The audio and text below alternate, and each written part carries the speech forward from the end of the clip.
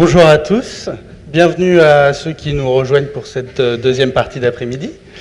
Cette deuxième table ronde se déroulera sur le thème de l'avenir du métier de qualiticien. Pour nous parler sur ce thème, nous avons donc Monsieur Emmanuel Husson, directeur qualité du Grand Poitiers, Madame Defray Aurélie, directeur qualité, sécurité et environnement au sein de l'entreprise Mana Performance, Madame Jehanna Essa, excusez-moi, et Monsieur Christian Lembeye, qui sont tous deux animateurs Vigie Santé au sein du réseau SQVT, et Madame Tonon Stéphanie, qui est directrice de l'Office du tourisme de Cognac. Je vais donc passer la parole à Monsieur Husson pour nous exposer sa vision sur l'avenir du métier de qualiticien. Je vous rappelle qu'il y a toujours un lien Twitter et Facebook pour poser vos questions en direct sur les pages qui seront ensuite posées à nos intervenants. Je laisse la parole à Monsieur Husson. Eh bien, bonjour à toutes et à tous. Tout d'abord, je voulais remercier l'UT de m'avoir convié à ce forum. Je vais me présenter très rapidement. Donc, Emmanuel Husson, je suis directeur qualité, organisation, méthode, pour dire le titre exact. Bon, ça fait un peu pompeux, je vous l'admets. En tout cas, c'est le titre qui m'est assigné aujourd'hui sur ma fonction, à Grand Poitiers. Donc, Grand Poitiers qui va devenir communauté urbaine au cours de l'année, juste pour information. Et donc moi j'ai une expérience assez récente dans la qualité, puisque je travaillais auparavant à l'AFNOR, donc au siège à Saint-Denis. J'étais chef de projet en normalisation, où mon rôle était de rédiger donc des référentiels normatifs de type ISO, EN ou NF.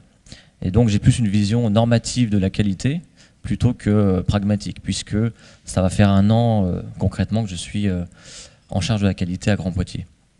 Voilà. Bon, pour autant, j'ai quand même une vision des choses sur la qualité et sur les normes en général.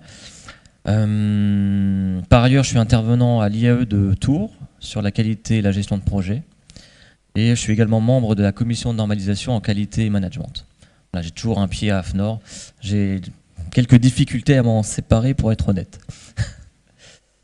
Alors par rapport aux perspectives, j'ai essayé de rédiger, comme j'ai une mémoire très défaillante, quelques éléments sur des bouts de papier pour vous donner un peu ma vision des choses sur la perspective de ce métier.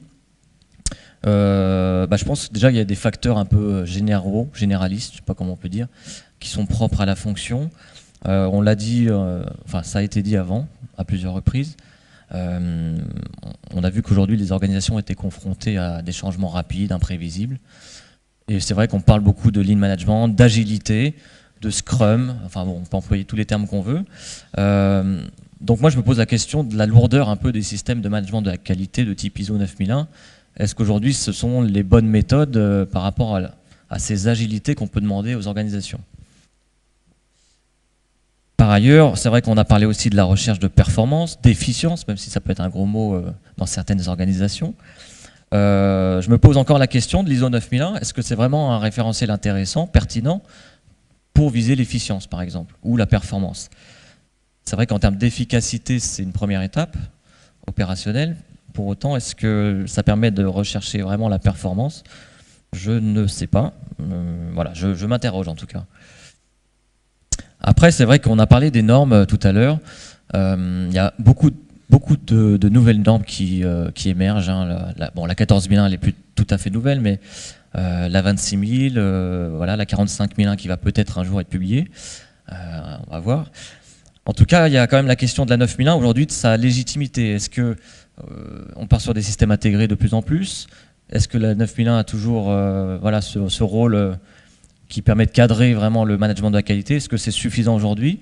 Je ne sais pas. En tout cas, on peut se poser la question au regard de cette multiplication de référentiels et également sectoriels, parce que comme vous le savez, l'automobile, le secteur de la pharmaceutique ont leur propre référentiel. Donc on peut se poser la question effectivement de l'ISO 9000 et de 9001 en général. Après, on l'a dit tout à l'heure, la certification c'est bien, mais ça a un coût évidemment. Est-ce que les entreprises aujourd'hui sont prêtes toujours à financer ce coût de la certification? Est-ce qu'il y a un retour sur investissement réel par rapport à ça? Donc c'est quand même des questions qui se posent dans les organisations. quid du retour sur investissement via une certification. Donc voilà, par rapport aux perspectives en tout cas de ces normes et de la qualité en général, moi je pose effectivement comme postulat, est-ce que la certification est toujours un avantage concurrentiel aujourd'hui? Bon, ça c'est plus des remarques d'ordre général. Sur le terrain aujourd'hui, je vais peut-être prendre plus des exemples concrets me concernant donc dans le secteur public. Et c'est vrai qu'on a beaucoup parlé d'industrie tout à l'heure. Je vais vous donner ma vision des services et de comment la qualité peut être un outil managérial dans les services.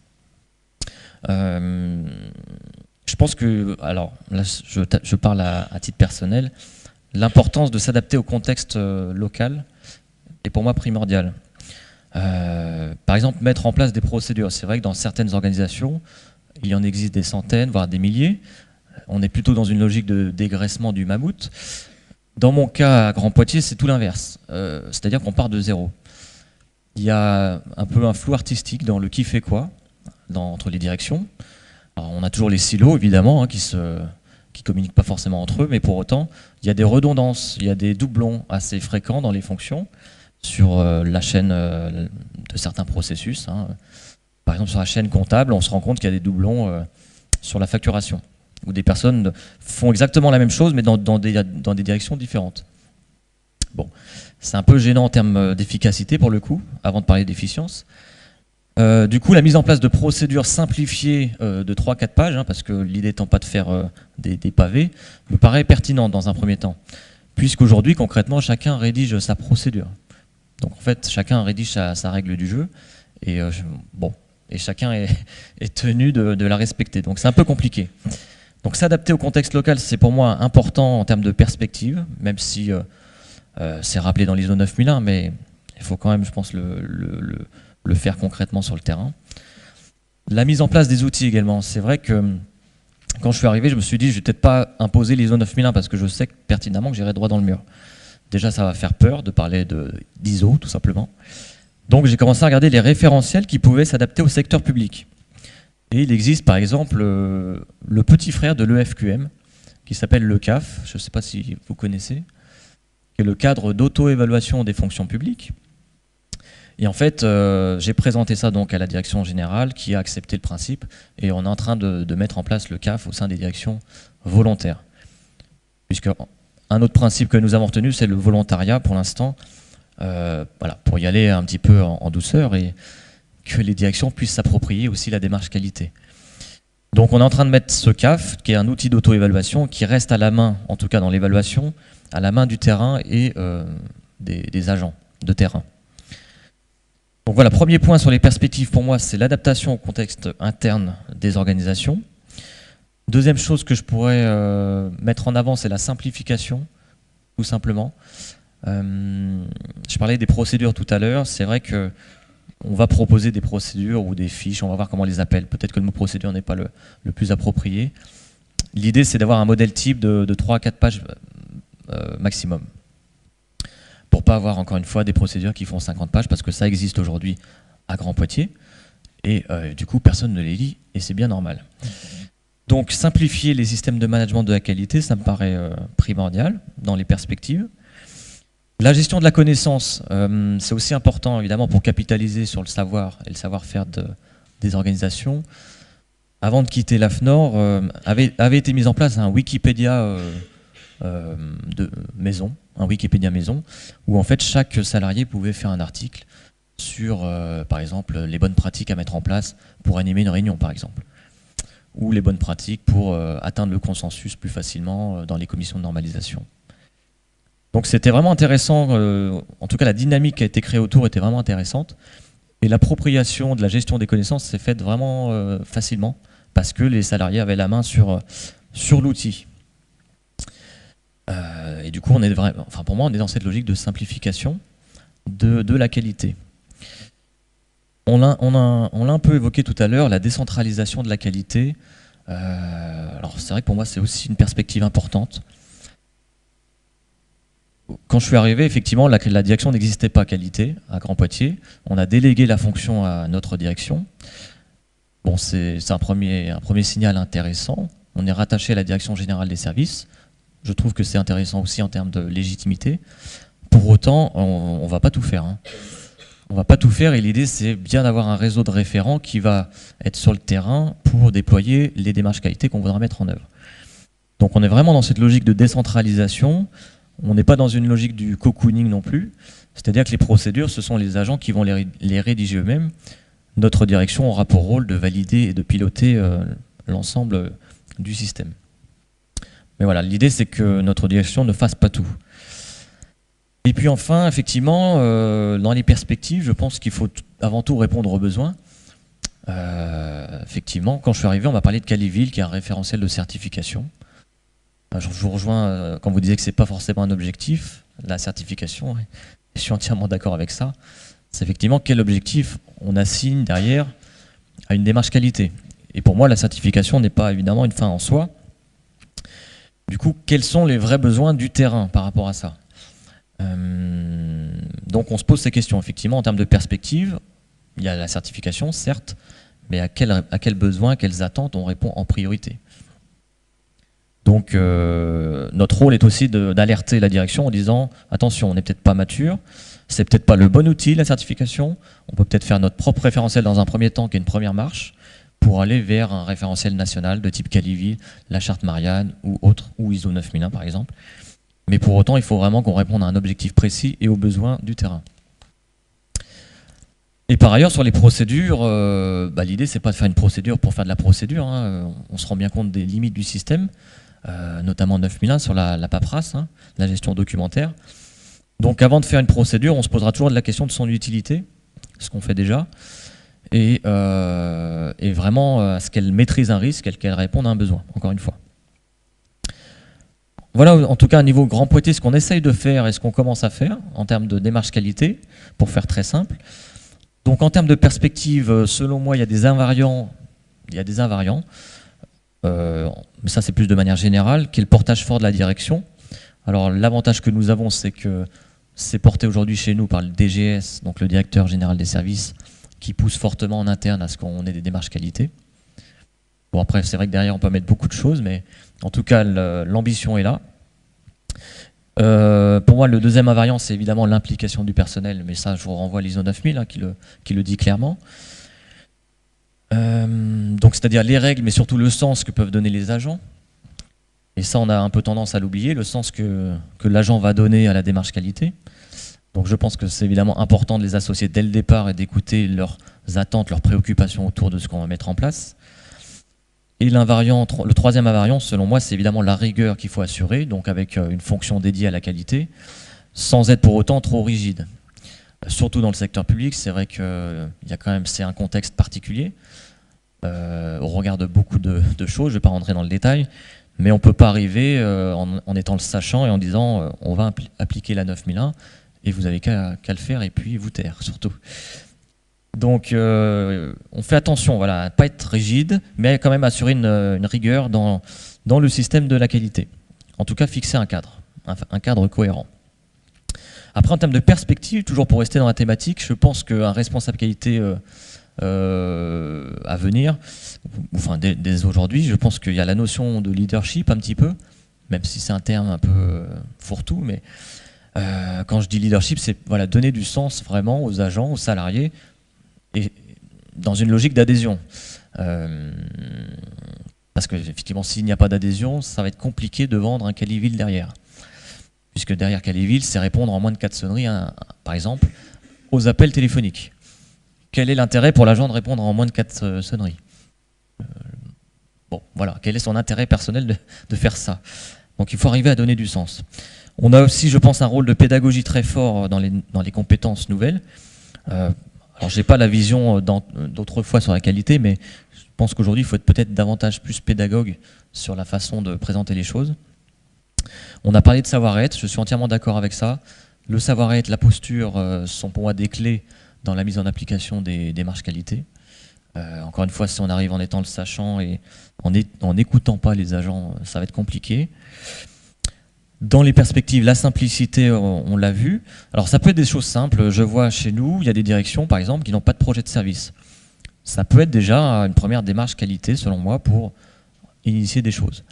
Formaliser les choses. On est beaucoup dans la culture de l'oral. J'ai été un peu étonné d'ailleurs que dans le secteur public ça soit aussi prononcé, mais il y a très peu de choses formalisées finalement. Donc déjà, peut-être qu'un projet de service dans certaines directions, enfin en tout cas à mon sens, c'est déjà une première étape. Et puis après, définir le qui fait quoi aussi, dans des procédures un peu simplifiées, c'est aussi quelque chose qui permet d'assurer une simplicité et une cohérence d'ensemble. Et puis dans les perspectives, il y a aussi un aspect qu'on a abordé un petit peu.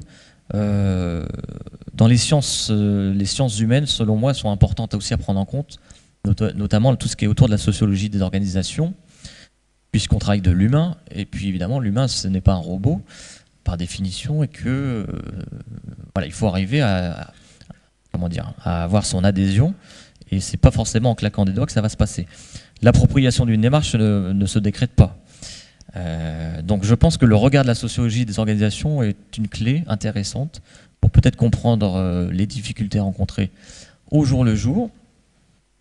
Et c'est vrai que quand on parle de coercition, c'est selon moi pas forcément la meilleure méthode pour arriver à déployer des démarches qualité.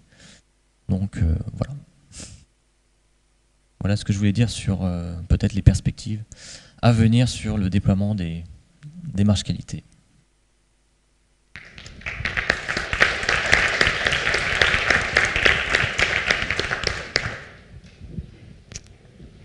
Merci à Emmanuel Husson. Je vais donc de nous avoir exposé cette vision plutôt orientée service public. Et je vais donc passer la parole à Madame Desfray pour nous donner une autre vision que celle-ci sur la perspective. Bonjour. Alors ma vision n'est pas autre en fait, elle est assez proche. Alors il se trouve que moi je suis une toute nouvelle manager QSE. En fait j'étais auparavant responsable ressources humaines dans un secteur commercial. Et en fait il se trouve que mon entreprise me faisait subir des audits auxquels je comprenais rien. En fait j'avais quelqu'un, on me disait bah, tu vas voir un auditeur, il va venir, il va te poser des questions, tu vas lui répondre et puis essaie de lui répondre correctement et tout se passera bien. Enfin, on n'était pas certifié, c'était en fait un engagement de la direction générale qui se voulait nous faire évoluer. En fait, on était dans une démarche d'amélioration continue, sauf que moi qui étais la RRH, donc numéro 2 du magasin dans lequel j'étais, je n'étais pas au courant. Et je ne comprenais pas pourquoi je faisais ça. Alors autant vous dire que pour me faire adhérer à quelque chose à laquelle je ne comprends pas, c'est compliqué. Mais je pense qu'on est à peu près tous pareils. Donc bon, les choses ont fait leur chemin. Je répondais gentiment à l'auditeur et puis tout se passait bien. C'était un auditeur interne, hein, puisqu'on n'était pas certifié. Et puis je faisais aussi un petit peu de sécurité. Donc j'ai eu des DER à créer sans trop de formation. Donc bon, j'ai décidé de m'orienter et de faire... donc moi j'ai cette idée de sauver la planète. Je me suis dit bah, je vais faire un petit peu d'écologie. Je vais y mettre un petit peu de sécurité. La qualité, j'y connaissais pas grand-chose et ça me faisait un peu peur. Donc bon, je me suis quand même orientée et j'ai fait l'IEQT de Rochefort. Voilà, donc j'ai fait 2 ans ma maîtrise et là j'ai découvert le monde de la qualité avec quelqu'un que vous connaissez puisque je l'ai vu cité dans ce document, l'histoire des formations. J'avais Anne-Françoise Perron, hein, formatrice, ça a été ma toute première formatrice. Et en fait, elle m'a démystifié la qualité en m'expliquant que la qualité, c'est du bon sens paysan. Alors vous l'avez entendu parce que je l'ai vu écrit dans le document et honnêtement c'est la première chose que j'ai retenue et je me suis dit alors c'est que c'est pas si compliqué. Si c'est du bon sens, je devrais y arriver. Bon alors il a fallu lire. Alors j'étais formée sur l'ancienne version. J'ai essayé de me l'approprier. Et il se trouve que cette formation, je l'ai faite en alternance dans une entreprise de transport. Alors donc j'ai bossé chez Publicis, une grosse boîte de pub. J'ai bossé aux Galeries Lafayette et là je me retrouve dans le transport. J'avais plein d'appréhensions, je ne savais pas du tout comment on animait de la qualité, je ne connaissais rien au transport, j'avais peur de ce monde-là, mais je me suis dit allons-y, j'ai pris le risque, hein, j'y suis allée. Et il se trouve que j'ai été recrutée par, ça répond peut-être à une question tout à l'heure, j'ai été recrutée pas du tout pour mes compétences en qualité, puisque j'y connaissais absolument rien, mais simplement pour mon savoir-être. Il se trouve qu'à l'entretien, ça s'est plutôt bien passé avec mon directeur, qu'on était sportifs tous les deux, on s'est bien entendu, il s'est dit, elle, je vais bien m'entendre avec elle, je me suis dit, je vais bien m'entendre avec lui, et ça s'est passé comme ça. Et il se trouve, pour répondre à une autre question qui était tout à l'heure, comment on fait pour convaincre quelqu'un qui n'est pas convaincu? C'est-à-dire que j'avais un directeur donc chez Géodis, on a une entreprise qui a un siège, qui est une lobe sur Paris, pilotée par une région qui est sur Tours. Et mon directeur, lui, il est 9001, 14001, et ben c'est comme ça, il faut que vous m'aidiez à faire avancer parce que je ne sais pas trop faire. Bien, moi non plus. Ça va être sympa. 2 ans, on va se marrer. Et donc, j'ai appris un petit peu les normes. J'ai trouvé que c'était compliqué. J'ai trouvé que les procédures, c'était compliqué à rédiger. Alors, en plus, les conducteurs dans mon secteur d'activité, ils s'en foutent. Ils les lisent pas, ils n'ont pas le temps. Voilà, faut que ce soit simple. En fait, moi, je me suis dit, pour revenir à ce que vous disiez tout à l'heure, l'évolution pour moi de la qualité, c'est simplifier les choses. Alors ça a fait rire un peu tout le monde, mais pour rédiger ma toute première procédure sur les matières dangereuses, j'ai fait un mind mapping, j'ai mis des photos, des dessins, ils ont trouvé ça tous très marrant et ils ont tous retenu la procédure. Comme quoi, l'évolution, en fait, je pense que c'est simplifier en innovant. Alors peut-être qu'il se trouve que c'était le truc que cherchait mon directeur chez moi, mais c'était arrêter de rédiger des trucs. Je dis pas que ça sert à rien, parce qu'il faut que ce soit rédigé.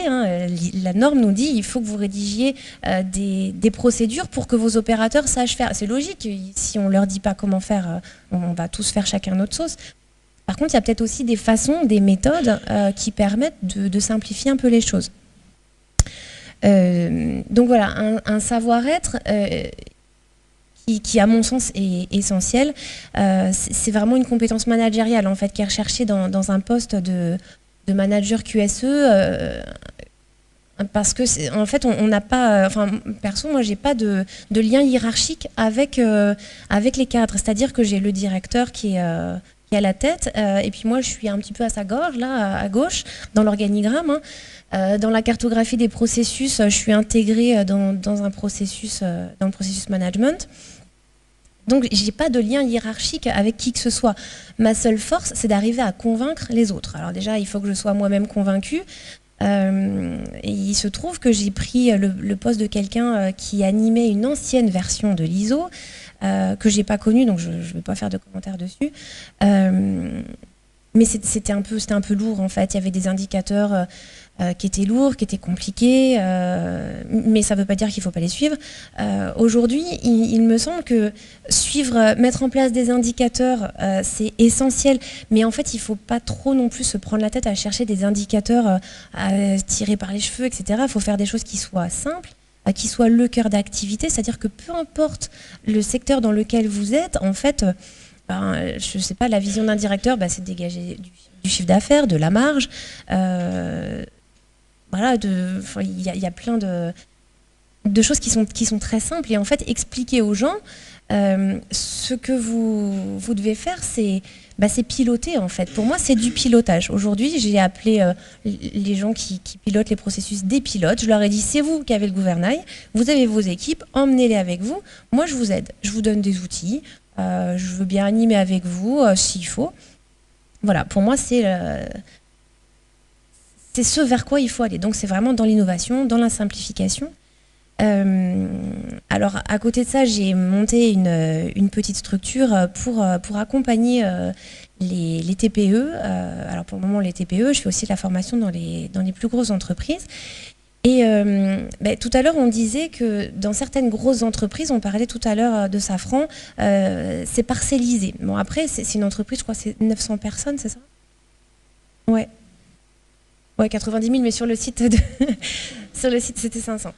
Donc sur un site de 500 personnes, que ce soit ce soit parcellisé comme ça, moi, ça me choque pas trop, parce qu'on peut pas avoir un directeur un directeur QSE qui fait tout. Forcément, il faut de la sécurité. Par contre, ce qui est intéressant, c'est d'avoir une personne qui pilote l'ensemble, qui soit en lien avec la direction, et que tout le monde aille dans ce sens-là, enfin dans le sens de la direction. Et je ne sais plus où je voulais en venir, j'ai perdu le fil. Ah oui, parce que du coup, moi j'ai une vision qui est plutôt, vu que j'ai une formation QSE, développement durable, je ne suis pas certifiée S. Enfin, c'est pas une certification 18001, demain il y a la 45001 qui va sortir, donc je suis 9001, 14001. Mais il me semble inconcevable, quand on pilote avec un directeur des systèmes ISO ou pas, de ne pas prendre le S dans notre pilotage. Du coup, j'ai proposé à ce qu'on arrête de parler de qualité. Du coup, on a vraiment enlevé le mot qualité dans notre vocabulaire. Je l'ai ôté de tout le monde, de tous les supports. J'ai appelé ça de la performance. Et en fait, chacun est maître de son processus. Et dedans, il faut qu'il y mette de la performance, de l'environnement et de la sécurité. Alors, la première fois que j'ai dit ça, ils m'ont dit « Mais qu'est-ce qu'elle me raconte? Comment je vais faire ça ?» Alors au début, j'ai voulu leur parler de risque, j'ai arrêté. Mais en vrai, c'est ça. C'est quels sont les risques que toi, tu travailles dans le commerce? Quels sont tes risques en environnement? En environnement, on a des commerciaux sur la route qui polluent, j'imprime, ok, tout ça, tu le réduis. Tu mesures combien tu consommes et puis tu essaies de le réduire. C'est tout? Bah oui, déjà c'est un premier pas. On peut commencer comme ça. Les risques sécurité, en sécurité, sur un processus commerce, ça va être pareil, le risque sur la route, des commerciaux qui vont sur la route et qui peuvent être assujettis à des accidents. Donc apporter de la vigilance, apporter de la formation. Et puis mettre de la performance. En fait, c'était de la qualité d'avant, sauf que maintenant que je leur ai changé le mot, que je leur ai dit que c'était de la performance, ça passe mieux. Et du coup, ils sont performants. En plus, chez les commerciaux, ça marche super bien. J'aurais dû prendre un autre exemple. Mais ça marche pour tout le monde. Donc, c'est vraiment un peu... Moi, c'était l'idée de changer le vocabulaire et que tout le monde s'approprie, en fait, cette démarche. Et d'aller un peu toujours dans l'innovation, d'être un petit peu novateur, quoi. C'est vraiment ce vers quoi je compte aller, ce vers quoi j'accompagne des entreprises. Et puis là, ça y est, ça fait 1 an et demi que j'ai un peu changé leur façon de voir les choses. Et puis la nouvelle version de l'ISO est tombée, enfin la 9001. Je leur ai pas dit. Je leur ai pas dit, ils savent, mais je leur ai pas dit ce qu'il y avait dedans. J'ai dit, en fait, maintenant, on va essayer d'évoluer un peu. Je leur ai pas dit, la norme a dit qu'il fallait qu'on fasse des analyses de risque. Je leur ai dit, il faudrait qu'on évolue un petit peu. Et puis, on va regarder un peu vos processus, comment vous les faites, parce qu'il y a déjà des procédures qui existent, qui n'étaient pas des dessins, qui étaient des trucs rédigés. On a fait des logigrammes où ils ont mis leurs étapes. C'est tout simple, hein. En fait, il ne faut pas trop se prendre la tête. On a fait des logigrammes et à chaque fois qu'il y avait une étape, je disais, par exemple, sur cette étape-là, qu'est-ce qui est dangereux? Qu'est-ce qu'il ne faudrait surtout pas qu'il t'arrive? Alors du coup, il y avait des idées qui sortaient, donc hop, on notait. Du coup, ça, c'est des risques. Donc on notait les risques. Et puis après, comment tu fais pour que ça n'arrive pas? Du coup, j'ai mis ça en place, très bien, je note. Est-ce que tu penses qu'il y a encore des chances que ça se dégrade ou non, ça va aller. Ok, le risque est maîtrisé. Ok. Et à la fin, je leur ai dit, vous savez ce qu'on vient de faire. On a fait une AMDEC. Tout le monde m'a regardé avec des yeux, mais t'es sûr, on vient de faire une analyse de risque? Oui, on a fait une analyse de risque. C'est l'AMDEC. Moi, franchement, j'ai été formée par quelqu'un. C'était un peu compliqué. Je comprenais pas trop où il voulait en venir. En fait, je comprenais pas. Et en fait, c'est simplement maîtriser nos processus, maîtriser notre déploiement et essayer que les choses se passent dans les meilleures conditions et maîtriser les petits problèmes qui pourraient arriver et voilà, que ça ne survienne pas et que tout se passe du mieux possible. Voilà, du coup, on a fait dans ma petite AMDEC, sans leur dire, on y a mis de la sécurité, de l'environnement, de la qualité forcément. simplement. Et voilà, c'est fait. On est en train d'évoluer vers une nouvelle version de la 9001, de la 14001. On tend vers de la sécurité, donc une éventuelle 45001 qui, à mon avis, sortira. Il n'y a pas de raison que ça ne sorte pas. Mais c'est vraiment le travailler en système intégré. Et en tout cas, moi, c'est comme ça que je vois les choses. Et je pense que l'avenir, votre avenir, comme le mien, j'espère, est voué dans cette démarche un peu de simplification et d'enlever tous ces trucs un peu compliqués que parfois certaines entreprises ont tendance à continuer de faire simplement par usage parfois. Oui, mais on nous avait dit sur la version 2004 qu'il fallait qu'on tienne cette procédure. Est-ce que tu t'en sers encore? Ben non. On va l'enlever alors. Si la machine n'existe plus, c'est pas utile. Voilà, c'est un peu rationaliser les choses et rendre les choses utiles. Voilà, c'était clair. Tant mieux. Bon, bah, voilà.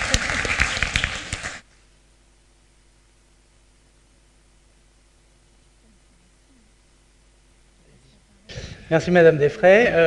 Je pense que vous avez à moitié fait mon travail en orientant un petit peu vers l'aspect sécurité que je pense que Madame Essa et Monsieur Lembeye vont un peu reprendre en tant qu'animateur Vigie Santé et Sécurité.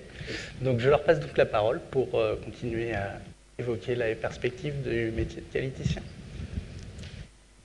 Merci du coup également pour l'organisation de cet événement. Qualiticienne de formation, ça me fait chaud au cœur de voir qu'il y a des événements autour de la qualité qui existent et qui sont organisés. Il n'y en a pas assez à mon sens.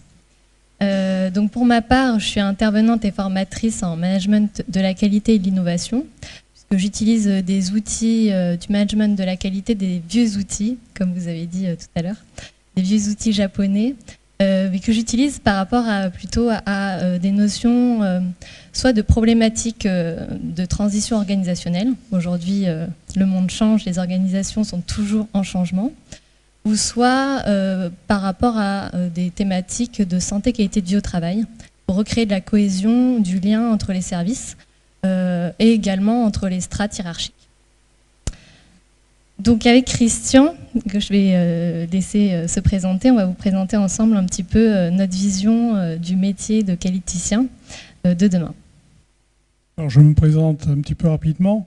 Je suis retraité, donc premièrement, j'ai beaucoup de chance en effet, comme c'est dit à côté, c'est-à-dire que je travaille qu'avec ceux qui me font plaisir. Donc c'est la raison pour laquelle je suis là aujourd'hui, parce que je pense que c'est important que des gens qui sont sortis, disons, du circuit de travail puissent, disons, partager avec les plus jeunes pour échanger.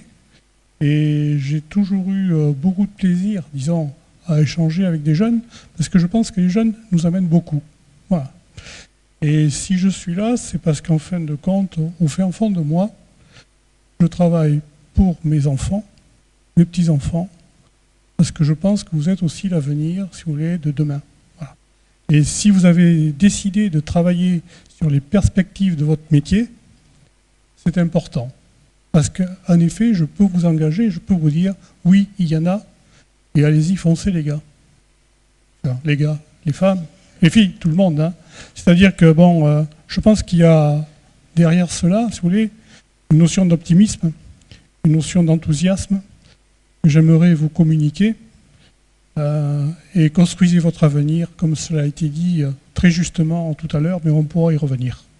Voilà, je repasse la parole à notre ami Jeanne, peut-être, en sachant que dans mon parcours, ben, je suis passé, si vous voulez, par...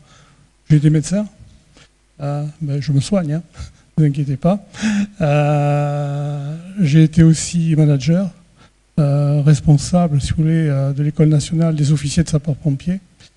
Et puis, médecin du travail. Donc, j'ai écouté à la fois le salarié, à la fois le dirigeant. Et je pense que c'est important, si vous voulez, qu'on puisse échanger sur l'évolution de nos métiers. Donc, avant d'entamer la question de à quoi ressemblera le métier de qualiticien de demain, je voulais juste récapituler très rapidement les 3 grandes étapes donc, que vous connaissez, vu que j'ai vu qu'il y avait le petit livret de l'histoire de la qualité qui avait été distribué. Mais juste pour faire un parallèle avec l'évolution de la qualité et l'évolution du management, donc ça a été un petit peu abordé tout à l'heure. Donc il y a eu, même si la qualité existe depuis la nuit des temps, il y a une première étape qui est la naissance américaine, puis l'épopée japonaise et enfin l'extension mondiale. On peut faire le parallèle avec aussi l'évolution de la qualité au niveau temporel, mais également au niveau des entreprises quand elles se lancent dans une démarche, avec la qualité qui est d'abord été qualité par le contrôle, puis qualité aujourd'hui où c'est surtout via l'amélioration continue, et qualité management de la qualité ou management par la qualité.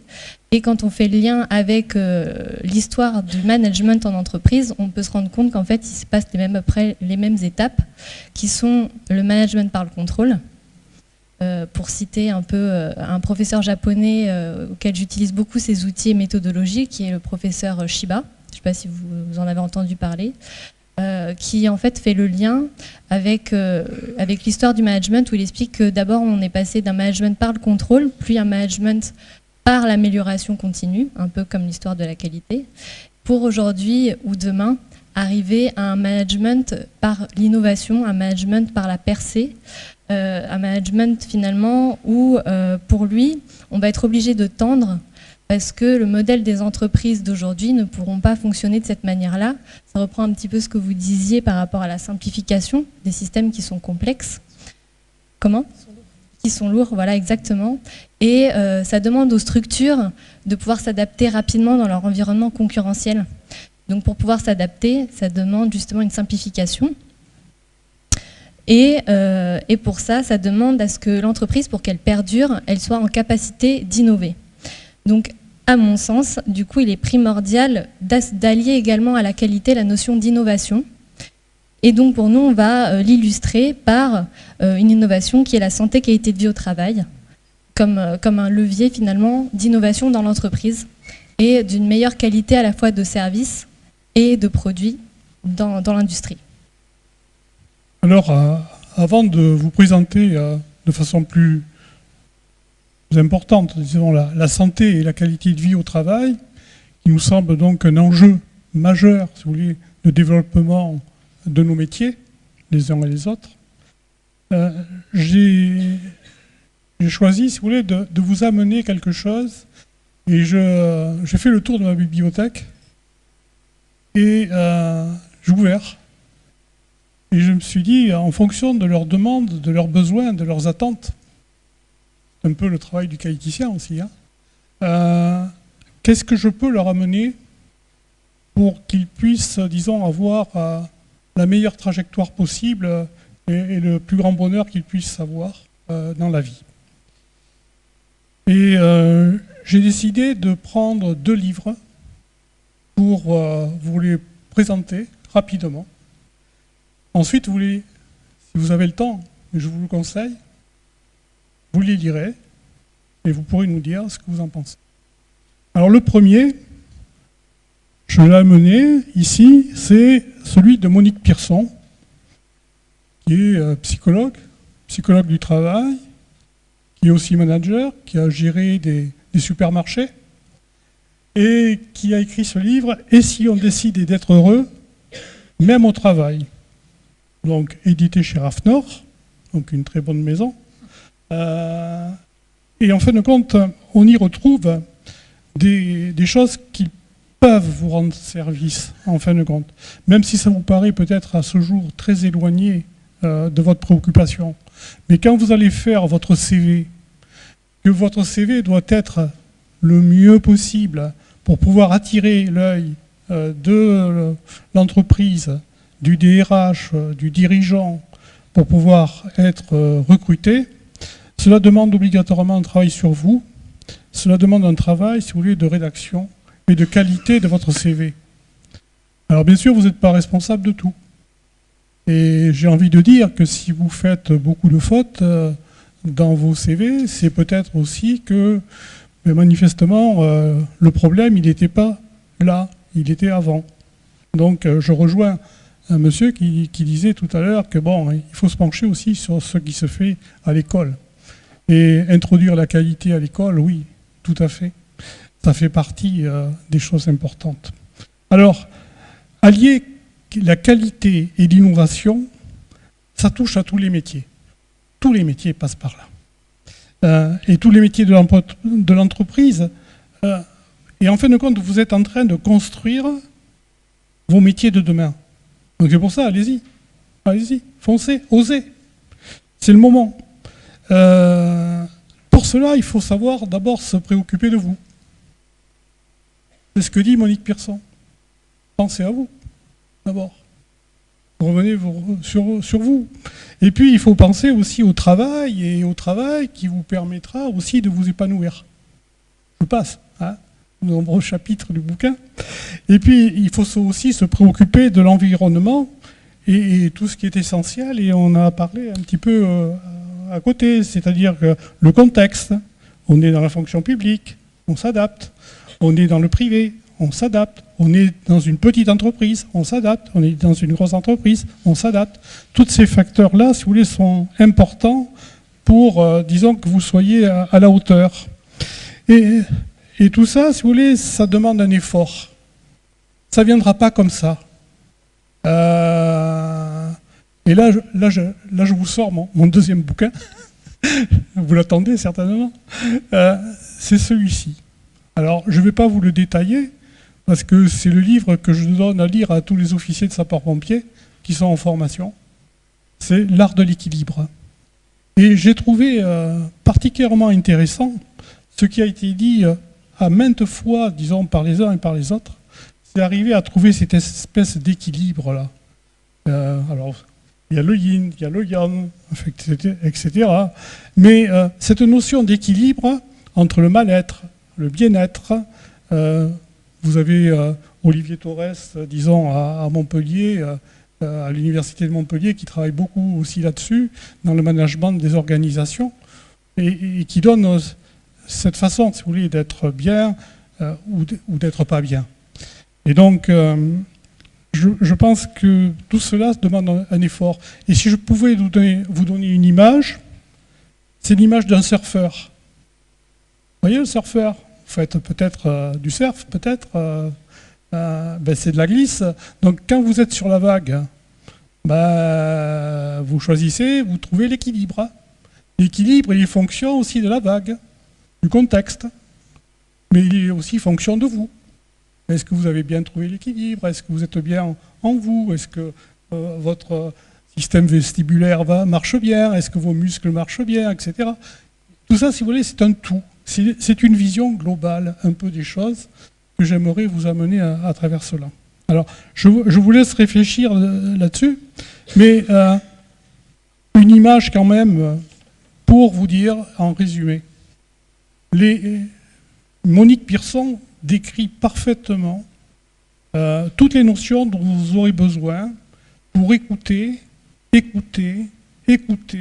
toujours un peu mieux, et entendre ceux qui travaillent avec vous, ceux qui travaillent, que ce soit un audit externe, que ce soit un audit interne, que ce soit vos dirigeants, que ce soit vos salariés. Voyez, cette écoute, elle est essentielle.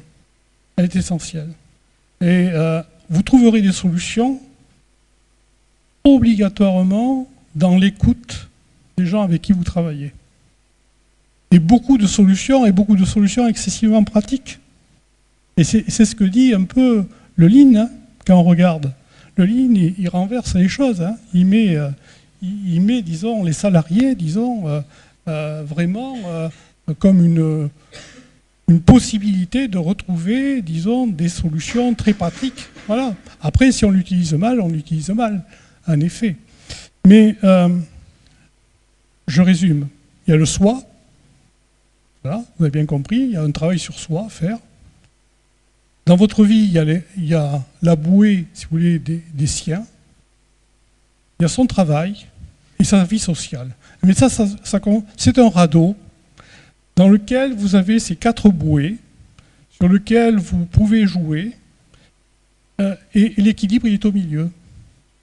Et imaginez que ces 4 bouées sont rassemblées par 4 tiges de métal, voilà, sur le carré, et puis en X, qu'il y a un joli tapis, si vous voulez, un grillage autour qui vous paraît facile à traverser.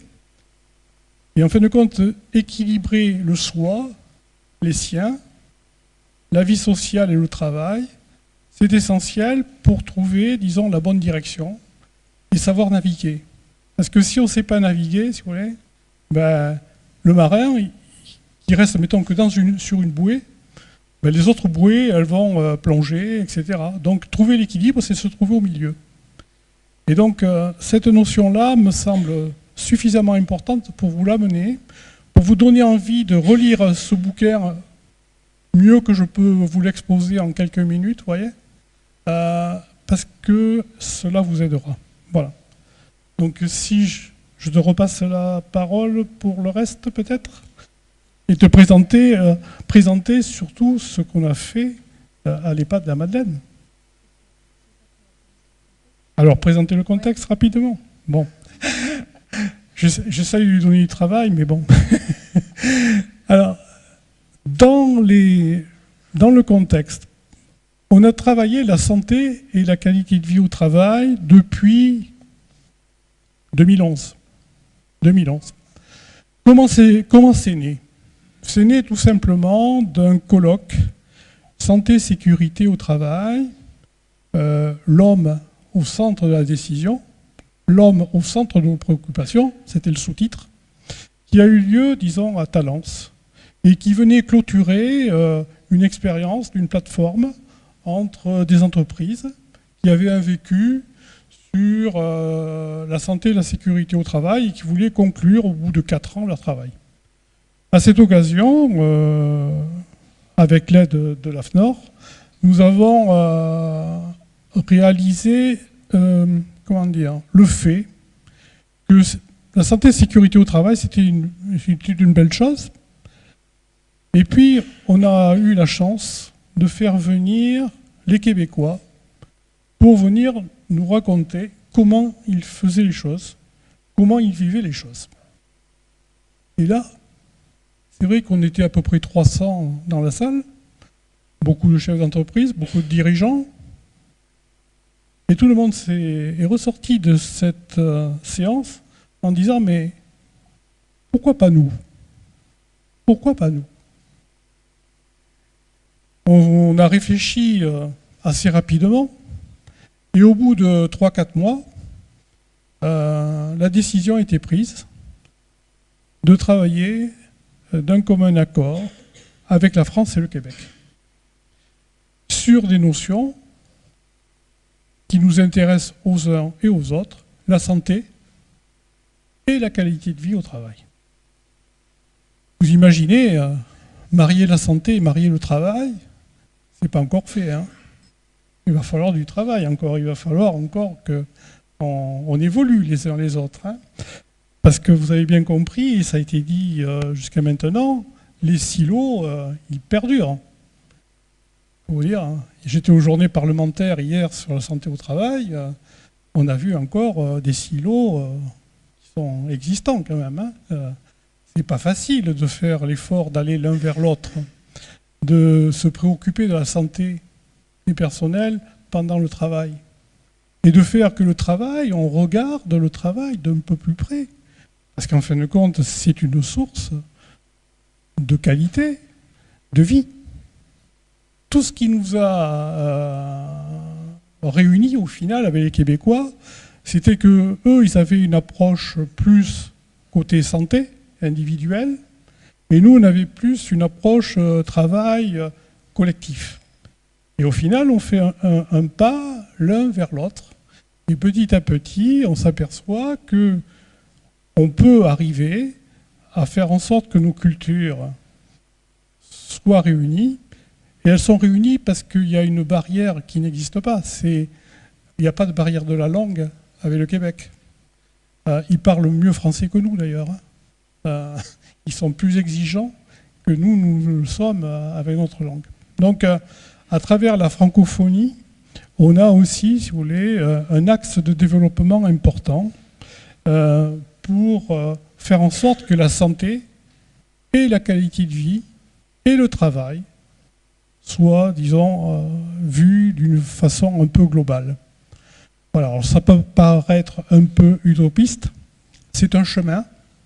Vous avez bien compris que, bon, on peut évaluer des risques psychosociaux à la santé et qualité de vie au travail, mais tout ça, ça demande de la responsabilité sociétale et de la RSO, voilà, et de la RSE.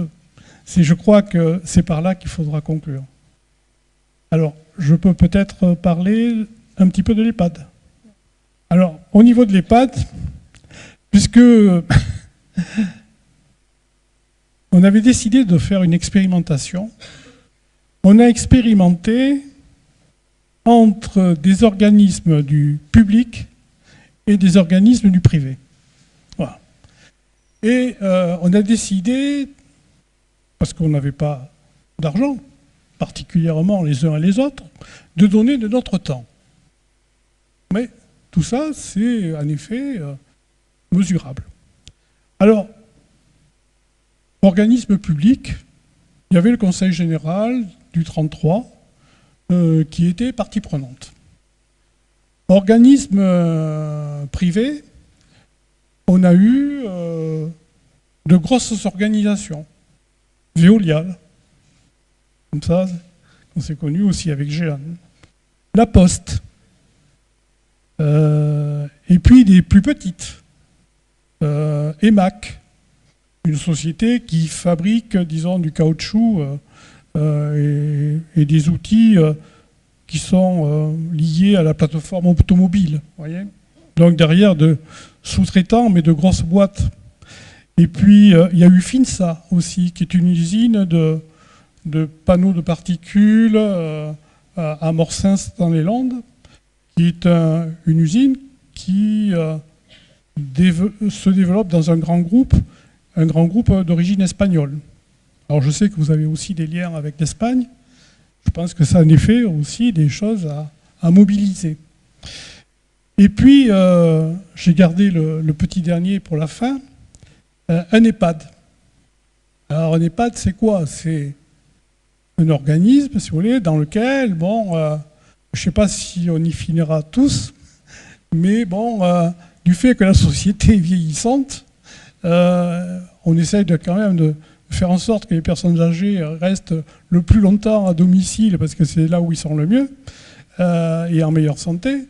Mais il arrive un moment où, bien évidemment, surtout quand il y a des problèmes d'Alzheimer ou de maladies neurologiques, ben c'est bien difficile pour les aidants, et les EHPAD existent. Voilà. Donc ce sont des établissements dans lesquels on reçoit, si vous voulez, des personnes âgées. Vous avez peut-être parmi vos grands-parents, que vous êtes jeunes,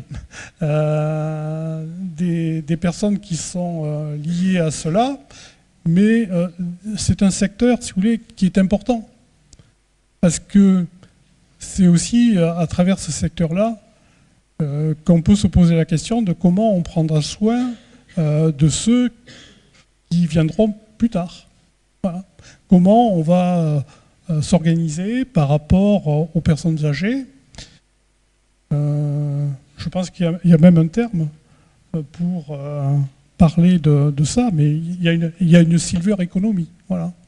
Donc vous voyez que tout ça, ça se développe derrière. Alors on a eu le droit, disons, parmi les EHPAD, à un dirigeant qui, lui, manifestement, on a envie de travailler avec lui. Voilà. C'est un gars qui en veut. Il est d'emblée, il est convaincu, il est convaincant. Et ce monsieur a déjà travaillé avec le Québec, et pour nous, c'était, disons, un terrain favorable aussi à l'expérimentation. Donc, il nous a demandé d'aller voir, et puis là, on a travaillé avec Jeanne, justement, sur un certain nombre d'écoutes à faire. Et là, je pense que je vais lui donner la parole pour qu'elle revienne sur la méthodologie. Et je vous donnerai les résultats.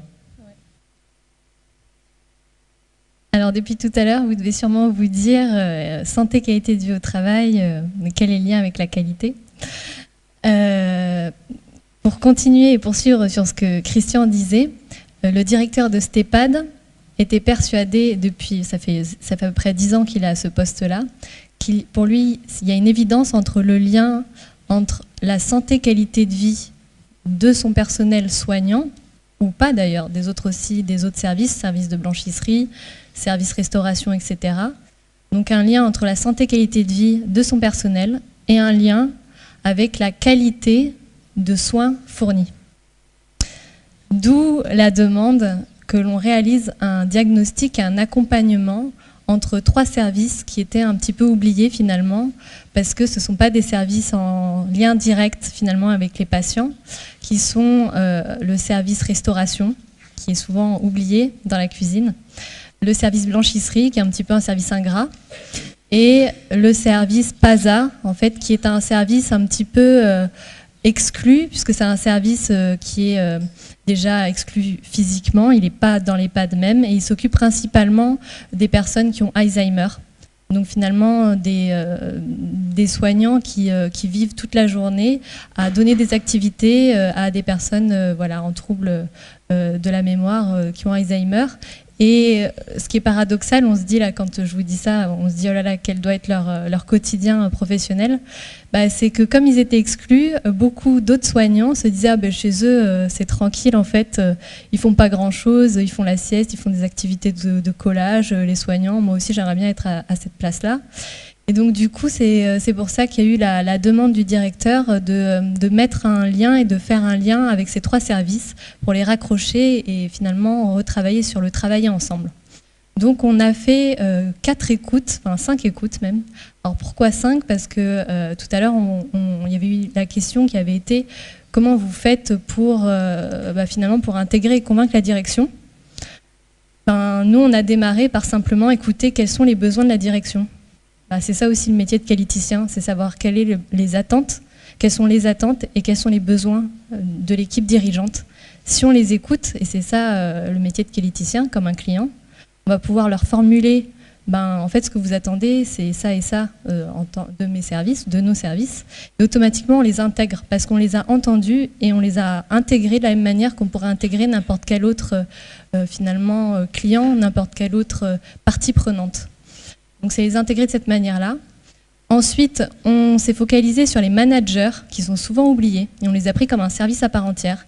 Donc on a écouté les 3 managers de ces 3 services et ensuite on a écouté chacun des services, les uns après les autres, pour finalement en faire ressortir les besoins et les contraintes. Et aussi ce qui faisait qu'ils sont motivés, quelles sont leurs ressources, quelles sont les choses facilitantes dans l'organisation qui leur permettent de réaliser un travail en bonne santé ou qui les motive. Et donc finalement, ça nous a permis de faire ressortir à travers le diagramme de canaux quels sont les besoins, comme les besoins clients en fait, les besoins qui doivent être satisfaits, qui ne sont pas forcément satisfaits, mais qui sont de l'ordre de l'obligatoire. Comme là, par exemple, dans cette amphi, on est bien content qu'il y ait du chauffage, mais on ne va pas forcément s'en satisfaire. Pour nous, entre guillemets, c'est normal. S'il n'y avait pas de chauffage, par contre, on serait en train de s'en plaindre. Et ensuite, en dégager une deuxième partie de besoins qui est plutôt des besoins de l'ordre attractif, qui fait que finalement, les sièges ici, en tout cas, sont assez confortables. Donc, c'est quelque chose qui fait qu'on est mieux.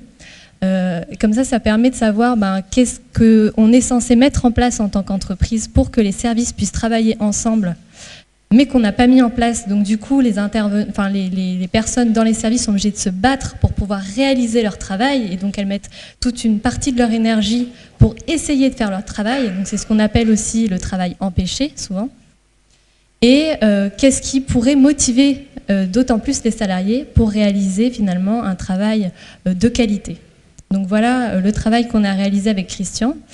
Donc les méthodologies qu'on a utilisées, ce sont des méthodologies, des outils de management de la qualité qui sont souvent oubliés, qui ont été remis à l'ordre du jour par le professeur Shiba qui se déroule en 5 étapes que je vais vous dire.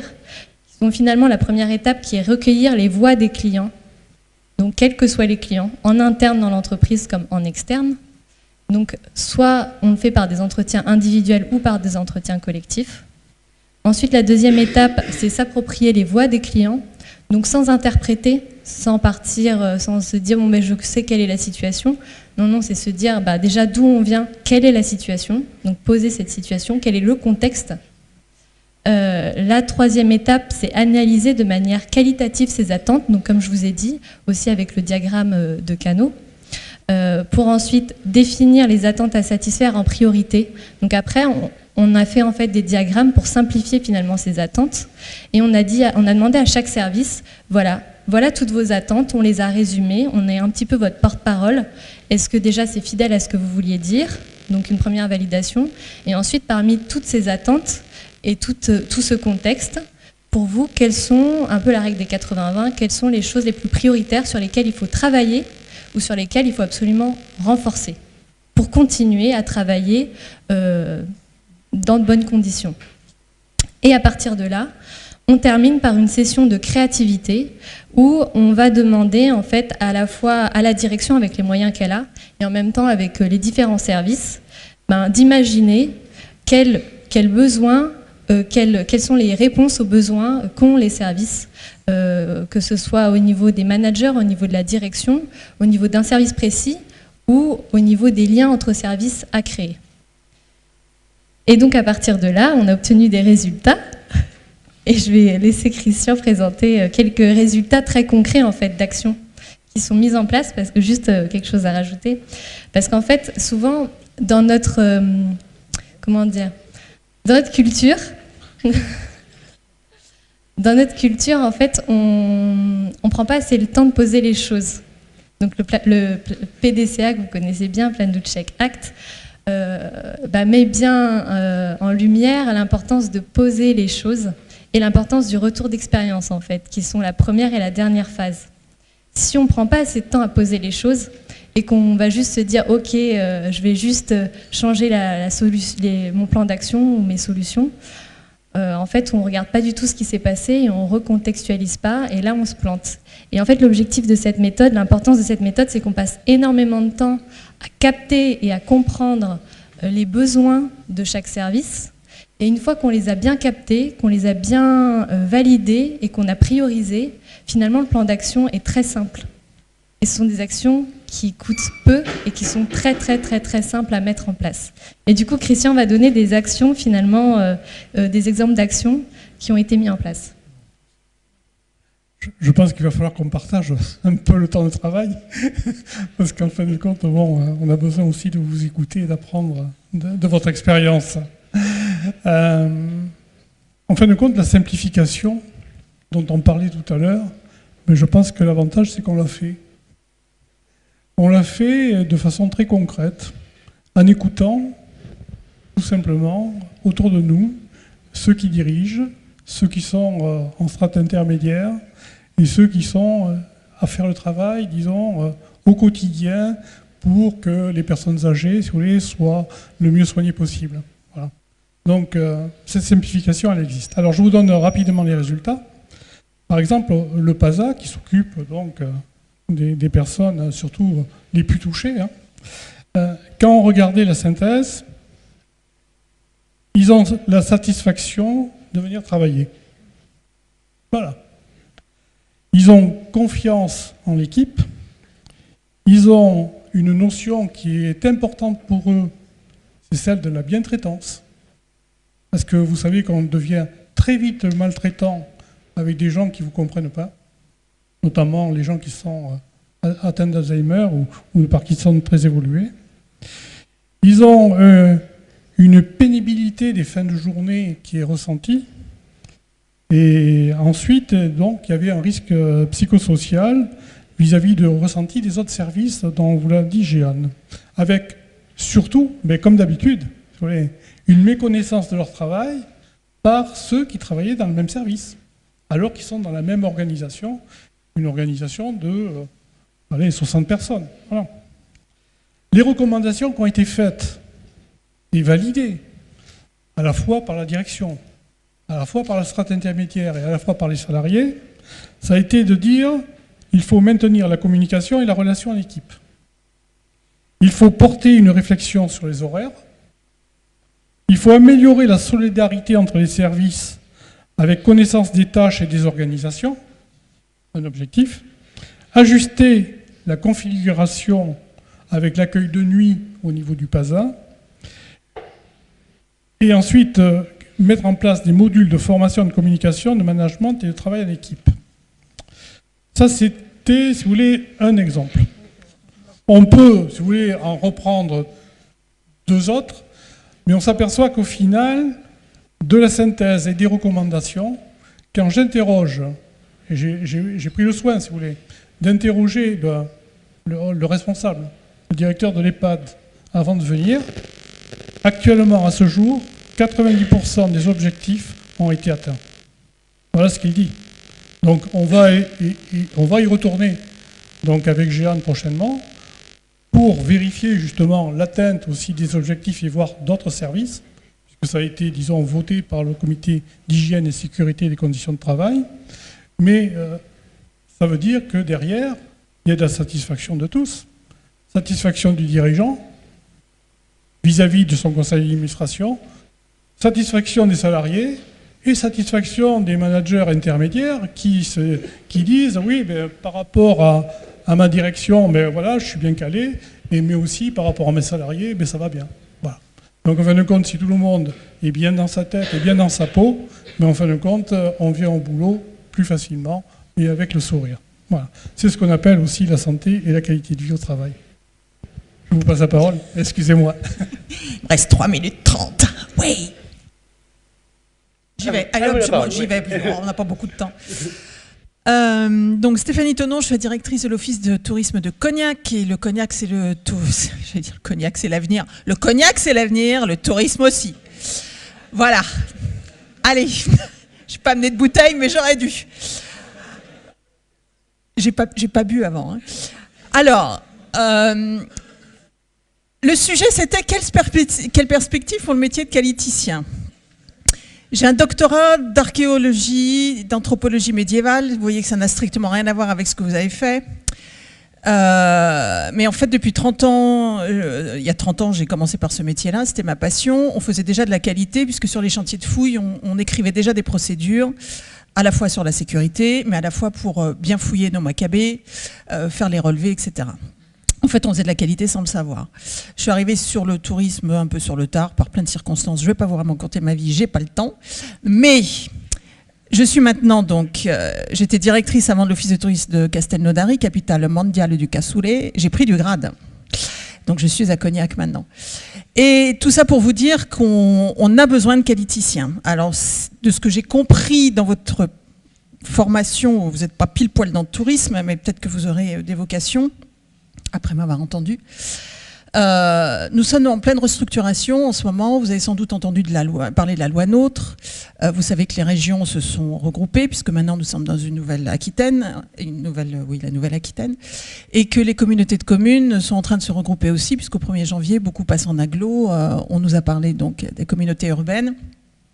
Les offices de tourisme étant des émanations des collectivités territoriales, on est aussi en train de se restructurer. Nous sommes des PME. En ce qui me concerne, je mange dans 3 mois 4 offices de tourisme. Je suis actuellement à 4 salariés, je vais passer à 20 salariés avec les saisonniers. 1,5 million de budget, donc ce qui fait des structures relativement importantes. Nous sommes dans le top 250 des meilleurs offices de tourisme de France. On a 2400 offices de tourisme à l'heure actuelle. Dans 6 mois, on n'en aura plus que 1000 à cause de ces regroupements, avec des très grosses structures. S'il y a des gens parmi vous qui viennent de Royan, Royan est en train de fusionner 17 offices de tourisme qui va représenter 80 salariés donc, et 4 millions de budget. Donc c'est des très grosses structures. Les élus nous font confiance. On a des projets de territoire, des projets de destination à mener. Et pour être dans le top 300 des meilleurs offices, on a besoin de qualiticiens. En ce qui me concerne, j'ai une référente qualité. Ah oui, ce que je ne vous ai pas dit, c'est que je suis aussi présidente de la commission nationale de la marque qualité tourisme pour les offices de tourisme, puisqu'on a une fédération nationale et on a une délégation de la DGE, donc du ministère de l'économie et des finances, pour gérer en fait la marque qualité tourisme auprès des offices de tourisme. Donc, j'ai une qualiticienne dans ma structure. On a mis en place la marque qualité tourisme parce que j'avais un projet structurant pour l'office, et je rejoins ce que disait Dominique tout à l'heure. Le projet, c'est très important. On passe pas la marque, enfin, alors certains le font. On passe effectivement des marques, des labels, parce qu'on a besoin de travailler avec des clientèles, sans se poser la question de savoir pourquoi on la passe. Alors si on sait pourquoi, c'est pour avoir la clientèle, mais quel est le bienfait en fait de cette marque ou de cette certification pour la structure, pour les salariés? Et je rejoins ce que disait Christian, c'est que la santé et la qualité de vie aussi au travail, c'est important. On passe plus de vie au travail que dans notre vie quotidienne, je dirais, au quotidien. Donc, besoin de qualiticiens. Je vous invite à faire vos stages dans des offices de tourisme, c'est super intéressant. Nous sommes pour la plupart marqués, donc soit on est sur de l'ISO avec du processus, soit on est sur la marque sur l'AFNOR, la marque NF, soit on est sur qualité tourisme. Et je voulais juste vous dire que c'est des choses extrêmement structurantes pour nous. Moi, ma référente qualité, c'est mon binôme. Et je tiens aussi à souligner ce qu'ont dit tout à l'heure les prédécesseurs, c'est que le rapport entre le directeur de la structure et le référent qualité est extrêmement important. Et quand vous passez vos entretiens, et qu'à la fin, le directeur ou la personne qui vous recrute vous dit « Est-ce que vous avez des questions ?», demandez-lui « C'est quoi pour vous la qualité ?» Vous lui posez cette question-là. Et s'il vous dit « Oh, bon, alors moi, il la faut parce que ceci, cela », vous fuyez, sauf si vous avez besoin de manger. Sinon, aller dans une structure où effectivement, à mon sens, parce que c'est comme ça, c'est la vision que j'ai, il faut que le directeur soit présent auprès du RAC, il faut que ce RAC soit présent auprès de l'équipe, c'est un binôme qui marche et c'est un moteur pour le fonctionnement de l'équipe. L'évolution concrètement du métier de qualiticien pour moi, dans nos nouvelles structures office de tourisme, va être extrêmement importante, d'une part parce que je vous l'ai dit, nos structures vont grossir, donc à mon sens, il ne peut y avoir de fonctionnement dans la structure que parce qu'on a une démarche qualité interne, qui fonctionne, qui marche bien, qui implique les salariés dans le modèle, qui implique les salariés dans le projet de travail. Et puis surtout, nous, l'objectif dans les offices de tourisme, c'est que quand j'ai quelqu'un d'absent, je dois avoir quelqu'un qui est en capacité de pouvoir le remplacer avec des procédures claires, efficaces, nettes, rigoureuses et précises. Donc c'est un travail qui est extrêmement compliqué à mettre en place, parce que moi je me souviens quand je suis arrivée à Cognac, j'ai mis mon équipe autour de la table, je leur ai dit bon allez on se lance là-dedans, on ne s'est pas fait accompagner parce que je voulais que ce soit un vrai projet de structure. Elles se sont, je pense, étripées pendant 4 heures, parce que forcément chacune avait ses méthodes de boulot, donc il y en avait une qui répondait un client qui écrivait sur Internet pour demander de la doc, elle faisait sa réponse mail, l'autre elle passait le lendemain, le mail n'avait pas été envoyé, elle réécrivait le mail parce que c'était pas le bon mail, que là elle l'écrivait comment. Donc c'était un peu compliqué, donc on a fait des procédures pour un peu harmoniser tout ça. Alors c'est une forme de dictature, une démarche qualité, si tout le monde doit être au pas et marcher de la même manière. Bon. Mais quelque part c'est aussi de l'efficience, parce qu'on avance quand même malgré tout dans le même sens ensemble et on est productif dans ce sens-là. L'évolution chez nous, ça va être, donc je vous disais, ces grosses structures, ces gros offices de tourisme et ces destinations qui vont être très fortes. Vous avez entendu parler de Lascaux, vous avez entendu parler de Bordeaux, vous avez entendu parler de La Rochelle, de l'île de Ré. Ils ont tous des offices de tourisme très forts, puissants, plus riches même que les départements pour la plupart d'entre nous. Et donc, on a des projets de destination. Et c'est là où rentre en fait l'évolution et cette prospective de métier de qualiticien chez nous dans le tourisme, c'est qu'on a des comités locaux qualité. C'est une obligation de la marque qualité tourisme, elle nous l'impose. Et dans ces comités locaux qualité, on a des élus, on a des représentants des collectivités. Moi, j'ai la CCI qui vient, j'ai la Chambre des métiers, la Chambre de commerce, j'ai le Bureau national du Cognac qui vient aussi, je les invite. On fait nos comptes rendus super chiants sur nos indicateurs, mais il faut qu'on en ait, parce que nous, c'est important pour notre clientèle. On est très à l'écoute de notre clientèle. C'est le but de la démarche aussi, c'est de savoir ce qu'attend le client et qu'on y réponde le mieux possible. Donc les jolis pépés derrière un comptoir. Alors j'ai des super filles, je vous rassure, à l'office. Mais les jolis pépés derrière un comptoir, vous oubliez qu'ils donnent des plans. C'est plus ça notre métier. Notre métier, d'abord nous, à Cognac, on a fait sauter la banque d'accueil. On n'a plus de banque d'accueil, on a des comptoirs, les filles elles se baladent, elles ont leurs iPads, on est super high-tech. pour répondre à la clientèle, mais surtout, en fait, on est dans le conseil engagé. C'est-à-dire qu'on va demander aux clients, OK, vous êtes là avec vos enfants, vous restez combien de temps? Vous voulez un hôtel avec piscine, sans piscine? Vous voulez un resto, pas de resto? Et en fait, on cible. Donc, les gens vont repartir avec 2-3 adresses. On ne donne plus des listes, on n'est plus du tout dans cette démarche-là. On est vraiment dans le conseil engagé. Et pour ça, on a besoin d'écouter la clientèle. Donc, on a besoin d'avoir des retours clientèle. Donc, on est sur TripAdvisor, on est sur plein de sites d'avis pour savoir ce que les gens pensent de nous. On fait des campagnes aussi d'enquête de satisfaction sur la manière dont on accueille à l'office. On est aussi sur des enquêtes de satisfaction pour savoir ce qu'ils pensent de la destination. Pourquoi les gens sont venus, qu'est-ce qu'ils en attendent? Est-ce que la promesse qu'on leur donne correspond à ce qu'on leur promet? Donc, il y a tout ce travail que mon référent qualité met en place. Et l'avenir, donc je vous disais, c'est dans les comités locaux qualité. Une fois qu'on a validé nos indicateurs super, où tout le monde est content parce qu'on est les plus forts et les plus beaux, on s'interroge sur ce qu'on va mettre en place à l'échelle de la destination. Et c'est là que vous avez un rôle à jouer, les qualiticiens. Parce qu'on a des partenaires avec les offices de tourisme. On travaille avec des socioprofessionnels, des hôteliers, des chambres d'hôtes, des restaurateurs, des sites de visite, des accrobranches, des campings, tout ce que vous voulez. Et l'objectif, c'est qu'on les tire vers le haut. Parce que nous, on n'est déjà pas trop mal, j'estime, au moins un Cognac. Et l'objectif, c'est de tirer cette destination vers l'excellence. Et ces gens-là, la plupart du temps, à part pour les hôtels Accor, j'ai dépassé mes 3 minutes, 2 minutes. À part pour les hôtels Accor qui sont déjà dans des démarches, AFNOR, super, avec des ISO, a pu savoir qu'en faire.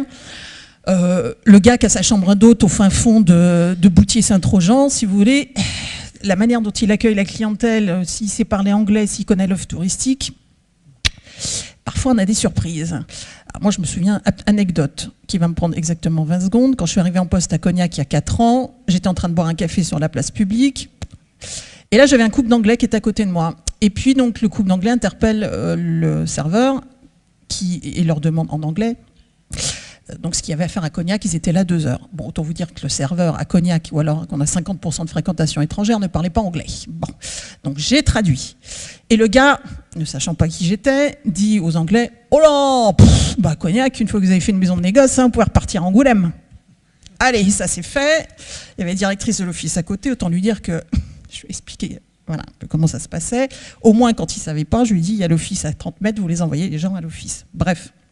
Tout ça pour vous dire qu'on a un très gros travail sur notre destination pour monter l'excellence de l'accueil, pour monter l'excellence sur la connaissance des clientèles de nos partenaires. Et ça passe par une démarche qualité aussi, parce que même si on ne rentre pas dans des process liés à une certification particulière, on a ce travail, en fait, nous, Marac, son projet sur les 3 ans à venir, c'est de monter d'un cran la destination Cognac sur l'excellence de l'accueil, connaissance des clientèles pour nos partenaires. On a un taf énorme à faire là-dessus et je ne suis pas la seule.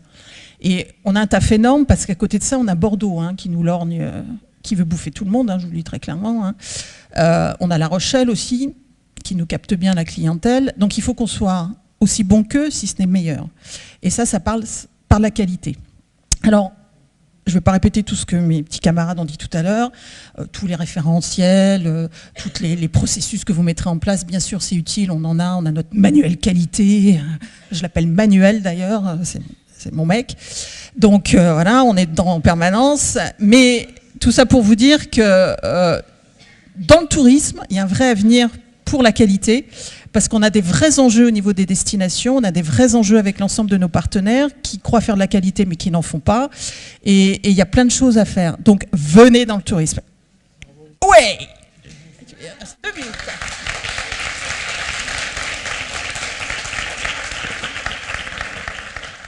De mon avis personnel, je trouve que l'ISO 9001, dans sa version actuelle, est plus adapté à un système de management vertical qu'horizontal.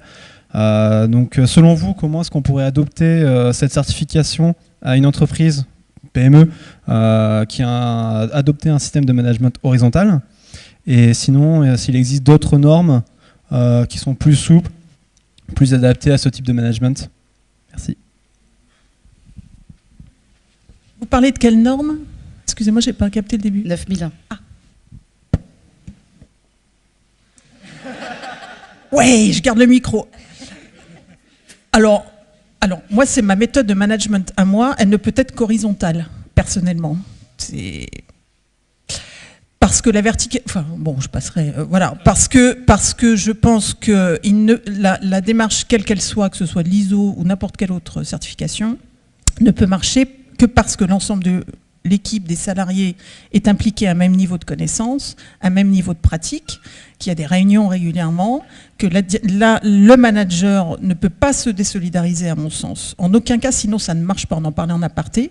Si le directeur ou si la personne référente N+, j'en sais rien, n'est pas impliqué auprès du référent qualité pour mettre en place ça, ça ne peut pas fonctionner. Donc il ne peut pas y avoir de N+1, N++1, qui délègue au N++ machin, qui redélègue au N+. Alors j'entends, hein, il y a des entreprises à 90 000 salariés où effectivement, forcément, ça doit peut-être marcher plus ou moins de cette manière-là. Mais comme vous évoquiez les PME ou les TPE, à mon sens, pour moi, pour que ça fonctionne, ça ne peut marcher que par horizontalité. Je ne sais pas si j'ai répondu, si quelqu'un... Alors moi, du coup, je ne partage pas trop cet avis. Mais comme ça, c'est bien, ça fait un débat, c'est bien. Moi, je pense vraiment que... Alors, par contre, il nous faut une tête. Ça, j'en suis convaincue. Moi, j'ai plutôt tendance à croire que fonctionner avec une cartographie des processus, c'est plus cohérent dans le sens où tout le monde est acteur de l'évolution. Alors, après, on parle d'un système isocratique, hein, mais il me semble que ça pourrait marcher pour tout. C'est-à-dire que chacun met sa contribution, chaque service, chaque processus, apporte sa contribution à l'évolution. C'est-à-dire qu'on va avoir une tête pensante. Ok, du coup, ça fait un peu vertical, mais oui, c'est ça. En fait, on a la vision, on a un directeur qui a sa ligne de conduite, qui sait où il veut aller, et après, chacun contribue. Et du coup, c'est plus la corrélation qu'il va y avoir entre les processus. Ah d'accord, j'ai pas compris. Je vais peut-être mal écouter aussi. Hein. D'accord. D'accord, ça converge. Bon, du coup, je suis d'accord. Désolée, hein, je suis... voilà, c'est vraiment l'idée d'équipe en fait et de corrélation. C'est vraiment... enfin, moi, alors il y a un truc qui est un peu pénible à faire... mais il faut le faire, c'est les revues de processus. Et en fait, le truc que je trouve sympa dans la revue de processus, même si bon, faut se balayer un peu tout, c'est pas mal de voir les processus amont, processus aval, et voir quel est le... qui dépend de moi en fait, qui bosse avant moi, qui bosse après moi, et en fait je comprends moi processus que j'ai un rôle hyper important en fait dans l'évolution et de mon entreprise, et du coup il me semble que fonctionner comme ça, on va vraiment tous dans le même sens en fait. Moi j'aime bien la carto, hein. Clairement je préférais qu'une carto soit affichée plutôt qu'un organigramme assez c'est trop rigide pour moi. J'aime bien voir l'évolution et la contribution de tous. C'est un peu une équipe en fait, hein.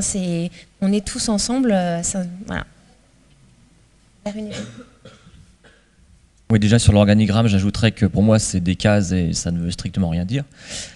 Et par ailleurs, sur votre question, je crois qu'il y a un référentiel d'application de la 9001 pour les TPE, PME. Il faudrait que vous regardiez, mais je crois que ça existe, hein, de mémoire.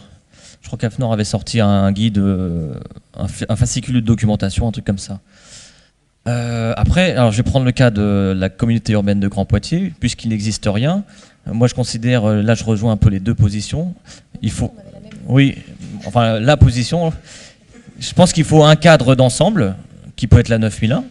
Nous, c'est ce qu'on commence à faire avec la mise en place des procédures, l'approche processus aussi, même si on évite d'employer ce mot qui paraît un peu trop savant, mais c'est bien la logique que de raisonner sur l'ensemble de la chaîne, plutôt que par silo, hein, comme on l'a vu tout à l'heure.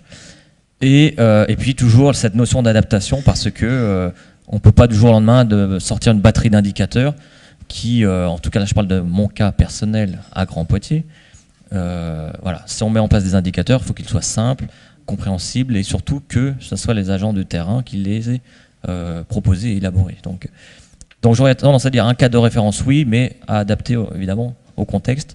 Mais sur les PME, il y a un document qui existe, spécifique. Je crois qu'on a une autre question par là. Du coup, j'avais une question pour Madame Desfrais. Dans votre entreprise, vous avez dit que vous avez utilisé le terme performance pour parler de qualité. Mais en fait, est-ce que ça n'a pas fait en sorte que les personnes se concentrent plus sur la quantité en délaissant la qualité, en fait? Au niveau des commerciaux, par exemple, quand vous parlez de performance, en fait, quand ils entendent ce terme, est-ce qu'ils ne pensent pas plus à faire beaucoup de la quantité tout en délaissant la qualité des services qu'ils fournissent? Alors non. Mais en fait non, mais je cherche à savoir pourquoi. Non, parce qu'en fait, ce que je voulais qu'ils arrêtent de voir, c'était ce côté un peu contraint. C'est-à-dire que je remplis des indicateurs parce que je suis obligée de le faire, parce que mon directeur m'a dit qu'il fallait que je lui dise le nombre de visites que je fais par semaine et le nombre de dossiers transformés. En fait, le vrai fond là-dedans, c'est pas de dire j'ai rempli un indicateur. Le vrai fond, c'est de dire je suis performant. En fait, je suis effectivement un indicateur qualité. Franchement, sur le terme, finalement, c'est exactement la même chose. Hein. Simplement, je leur ai enlevé le mot qualité pour qu'ils arrêtent de penser audit, qu'ils arrêtent de penser système qualité et qu'ils comprennent bien que c'est juste du pilotage. Pour avancer, en fait, on va vers l'amélioration continue. C'est-à-dire que là, ils ont, je sais pas, un taux de transformation de 70%, ils sont très bons, de 70%, et du coup, en fait, on va vers l'amélioration. C'est pas, je suis à 70%, j'ai rempli mon indicateur. Non, ça n'a pas de sens, en fait, pour une entreprise. C'est vrai, et même pour eux, en fait, ils le subissaient plutôt qu'autre chose. Et en plus, ils avaient plutôt tendance à dire, j'ai rempli mes indicateurs, je suis content. Mon directeur est content, ou Aurélie est contente. Maintenant, moi, franchement, ça me fait pas plus plaisir qu'autre chose. Hein. Je suis plutôt contente quand ils disent j'ai évolué de ce mois-ci à ce mois-là, j'ai bien progressé. Puis de cette année, cette année par rapport à l'année dernière, on a bien progressé. Là, d'accord. On est vraiment dans de la performance. Et après, mais parce que en fait, je raisonne vraiment qualité système. Après, on va avoir la dénomination qualité pure. Alors c'est vrai que j'ai la qualité opérationnelle, qui là par contre est différente. La qualité opérationnelle, je peux pas enlever. Ok, j'ai un peu menti tout à l'heure. J'ai pas enlevé le mot qualité pour l'opérationnel. les taux de livraison, etc. Quand on est dans des taux, enfin oui, là on est vraiment sur la qualité, mais c'est de la qualité de service en fait. C'est la qualité de service pour nos clients.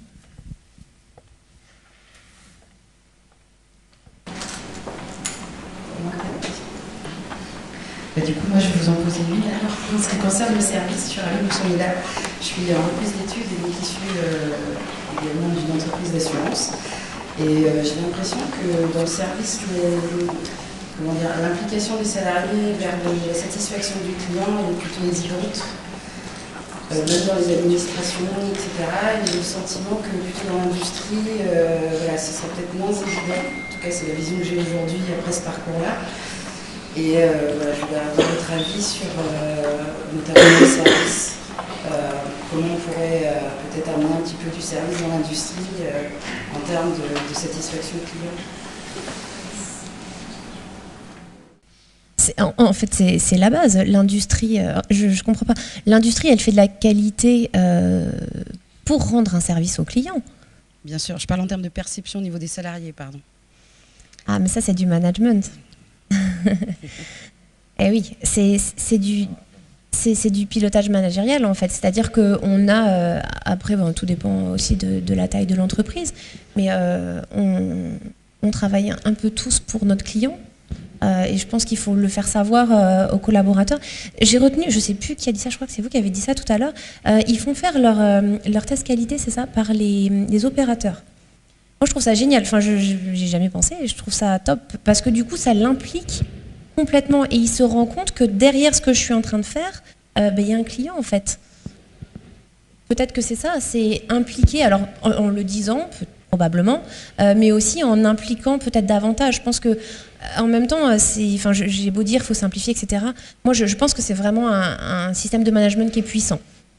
Vraiment, je suis convaincue qu'en impliquant les gens, en impliquant dans un tout premier temps les managers, ils arrivent à insuffler cette dynamique à leurs équipes, aux collaborateurs, à faire des tests à des opérateurs. Moi, je trouve ça génial, quoi, parce qu'effectivement, ça les implique et ils se rendent compte que derrière, c'est pas que de la fabrication. Derrière, il y a des gens qui consomment. Pour compléter, je voulais dire aussi, ça demande aussi d'avoir du sens dans le travail que l'on fait. Si le travail que l'on réalise n'a pas de sens ou que l'on n'a pas la fierté du métier que l'on a, automatiquement, on ne fera pas un travail de qualité parce qu'il sera décloisonné et on ne fera pas forcément une liaison aussi du travail que l'on fait par rapport à la satisfaction du client final. D'où l'importance du manager qui insuffle en fait et qui construit le sens du travail de l'ensemble de ses salariés.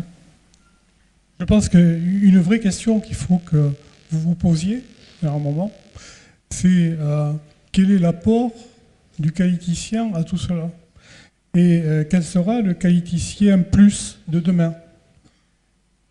Moi j'ai l'impression que tous nos métiers se transforment, je vous l'ai dit en introduction. Et que le métier de qualiticien de demain, vous allez le créer de vous-même déjà, d'ores et déjà, parce que les enjeux des organisations évoluent aussi et il faut s'adapter sans arrêt. Que ce soit dans le service public, comme ça a été très bien dit, ou que ce soit, disons, dans les services plutôt à la personne, aux services marchands, etc., d'entreprise. Donc réfléchissez bien à comment passer de ce qualiticien qui a évolué au fil des années, comme ça nous a été très bien compté tout à l'heure, à ce qualiticien qui aura quelque chose en plus. Alors, certains seront qualiticiens et geeks. Bon. D'autres seront qualiticiens et plutôt très impliqués, disons, dans le comité de direction. D'autres seront qualiticiens et apporteront une fibre pédagogique. D'autres auront d'autres qualités, vous voyez. Donc je pense que tous les métiers de demain sont des métiers avec je fais quelque chose et puis je ne le ferai peut-être pas toute ma vie. C'est ce qu'on en discutait en aparté tout à l'heure. Je crois qu'il faut vous le dire. Votre métier se transforme. Mais quand je prends aussi nos expériences des uns et des autres, nos métiers se sont transformés. Hein. On n'a rien inventé. Hein. Vous savez, du temps des Grecs, ils ont fait aussi des choses, ils ont évolué. Hein. Donc tout ça, c'est à prendre en considération pour s'adapter de façon constante pour le meilleur service. Et c'est le service au client. Et ce client, appelons-le client, usager, enfin citoyen, peu importe, si vous voulez, il est interne ou externe. Voilà.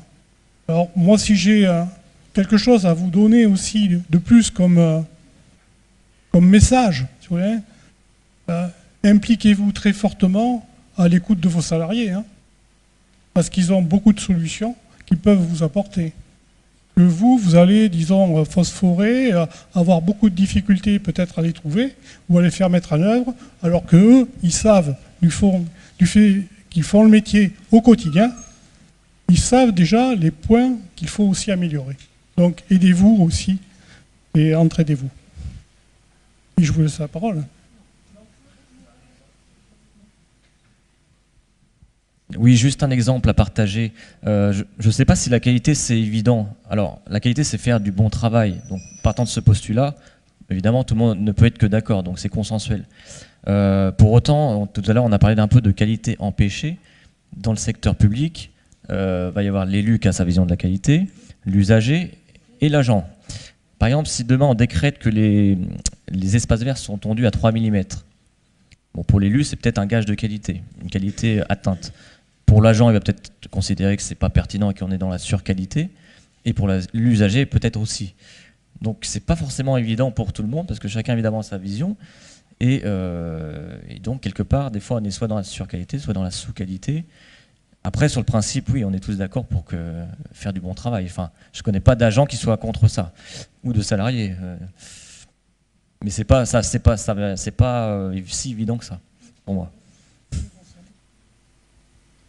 D'où l'importance de mettre en débat le travail et la notion de qualité. Et je pense que c'est l'importance aujourd'hui.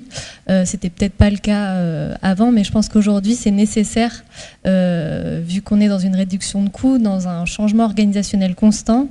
Je pense que vu qu'à chaque fois l'entreprise se restructure et se repositionne, il est important dans ces phases de changement de remettre en débat le travail et de remettre la notion de qualité en débat, avec autour de la table l'ensemble des services et également la direction, et que ce soit un débat qui soit autorisé et pas un débat juste un débat mascarade, comme on pourrait dire, pour faire croire et qu'on puisse faire passer des idées en douce. Il y a 4 mots-clés que je voudrais vous livrer, sur lesquels, bon, ce sont des valeurs fortes du réseau santé qualité de vie au travail auquel on participe et on les met en débat. C'est d'abord le mot qualité, fait partie, si vous voulez, de notre démarche. Le mot engagement, c'est-à-dire que bon, ce sont des acteurs engagés dans la santé qualité de vie au travail, voilà. Mais il faut s'engager aussi dans l'organisation des entreprises, il faut s'engager dans le service public, etc. C'est le mot bienveillance. Je crois que la bienveillance, c'est un levier, si vous voulez, du bien-être au travail. Et puis, il y a toutes les notions qui sont nouvelles, dans lesquelles on met quelque chose derrière, co-développement, collaboration, co-construction. Et en fin de compte, tout cela, c'est aussi de l'écoute et c'est du partenariat. Voilà 4 mots-clés que je voudrais vous livrer. Donc, qualité, engagement, bienveillance, co-développement. Merci. Madame Tonon, vous vouliez... Vive le cognac.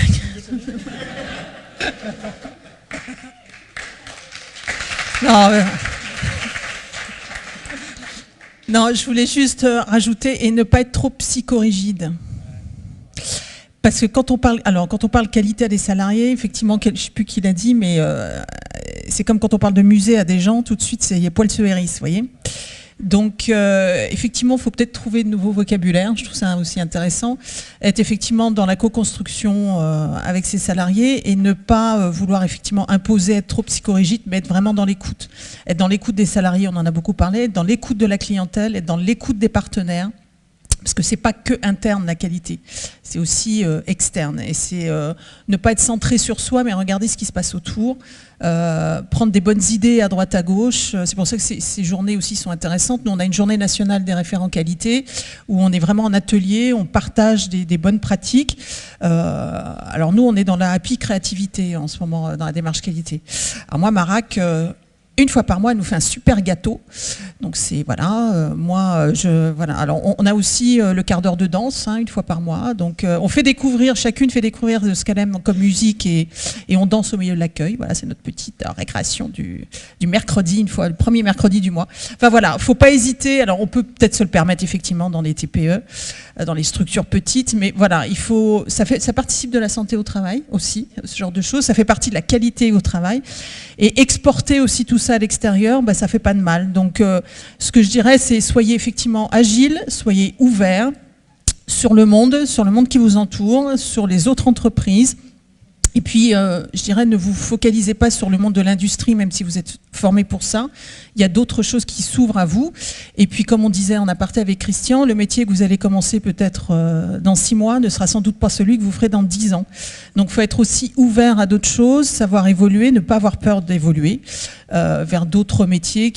Et toute expérience est bonne à prendre. Voilà. Vous voyez, moi, j'étais archéologue. Maintenant, je suis directrice office de tourisme. J'aurais jamais pu vous dire ça il y a 20 ans. Et je suis heureuse de ce que je fais et je suis épanouie dans mon travail. Voilà. Et vive le cognac. Merci. Excusez-moi, on va reprendre la... Merci beaucoup. On arrête. Donc je vous donne simplement l'adresse du réseau. Vous tapez sur Google réseau santé qualité de vie au travail Nouvelle-Aquitaine. Vous tomberez sur le réseau et sachez qu'on est aussi sur LinkedIn pour ceux qui veulent échanger. Merci beaucoup. Avant de laisser la parole à Monsieur Majdi Couder, notre directeur de l'IUT, on voulait tout simplement, du fond du cœur, vous remercier, d'abord vous, intervenants, pour la qualité de ce que vous nous avez proposé, pour les échanges aussi, que vous pourrez d'ailleurs continuer tout à l'heure autour du buffet. Et bien sûr aussi au public. Merci d'avoir été là, merci pour vos questions. En ce qui nous concerne, on est aussi très émus et très contents d'avoir vu ce forum aboutir. On espère du fond du cœur que les années à venir, les étudiants, les prochains étudiants de la licence professionnelle animateur qualité auront la possibilité de tout simplement perpétuer l'expérience et d'inscrire ce forum qualité dans une continuité. Parce que c'est aussi une possibilité pour les qualiticiens de la région de se rencontrer et je crois que c'est quelque chose de finalement assez riche. Donc un grand, grand merci à tous. Et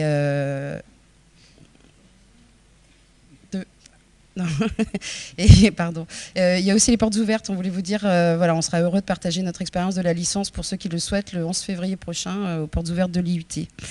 Un grand merci. On se voit tout à l'heure au niveau du buffet. Et je passe maintenant la parole à Monsieur Couder. Merci beaucoup.